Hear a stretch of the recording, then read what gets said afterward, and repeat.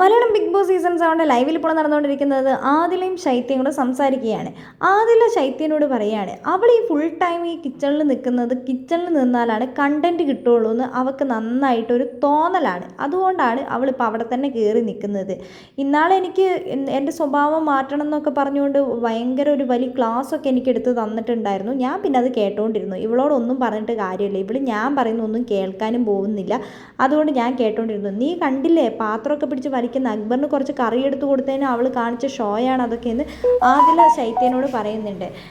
അവൾ ഇന്നലെ ആത്മാർത്ഥ സുഹൃത്തുക്കളെ വേദനിപ്പിക്കരുത് എന്നൊക്കെ പറഞ്ഞുകൊണ്ട് പറയുന്ന കാര്യങ്ങൾ കേട്ടു. അവൾ എൻ്റെ കാര്യത്തിൽ പിന്നെ എന്താ ചെയ്തത്? ആ കാര്യമൊന്നും അവൾ ചെയ്തിട്ടുണ്ടായിരുന്നില്ലല്ലോ. അതൊക്കെ കണ്ടു കഴിഞ്ഞപ്പോൾ എനിക്ക് ഭയങ്കര സങ്കടം തോന്നി, നിന്നോട് അവൾ കാണിച്ചതൊക്കെ. ഇനി നിനക്ക് പറയാനുള്ളതെല്ലാം നീ ഇന്നലെ പറഞ്ഞില്ലേ എന്ന് ആദില ശൈത്യനോട് ചോദിക്കുന്നുണ്ട്. എനിക്ക് പറയാനുള്ളതൊക്കെ ഞാൻ പറഞ്ഞു. ഇപ്പം എൻ്റെ മനസ്സിൽ എനിക്കൊരു സമാധാനം കിട്ടുന്നുണ്ട്. ഇവിടെ നിന്നൊന്നും പറയാൻ പറ്റാതെയാണ് ഞാൻ പുറത്തുനിന്ന് പോയത്. ബിഗ് ബോസ് ആ കൺസെഷൻ റൂമിൽ നിന്ന് എന്നോട് പറഞ്ഞു കഴിഞ്ഞപ്പോൾ എൻ്റെ മനസ്സ് എന്നോട് തന്നെ പറഞ്ഞു ഞാൻ എന്താണെങ്കിലും പോവുകയെന്ന്. അതുകൊണ്ടാണ് ഞാൻ അവളോട് അങ്ങനെ പറഞ്ഞിട്ട് പോയത്. പക്ഷേ എനിക്ക് പല കാര്യങ്ങളും പറയാനുണ്ടായിരുന്നു. അതാണ് ഞാൻ ഇന്നലെ അവസരം കിട്ടിയപ്പോൾ ഞാൻ അതെല്ലാം പറഞ്ഞു തീർത്തതെന്ന് ശൈത്യ പറയുന്നുണ്ട്.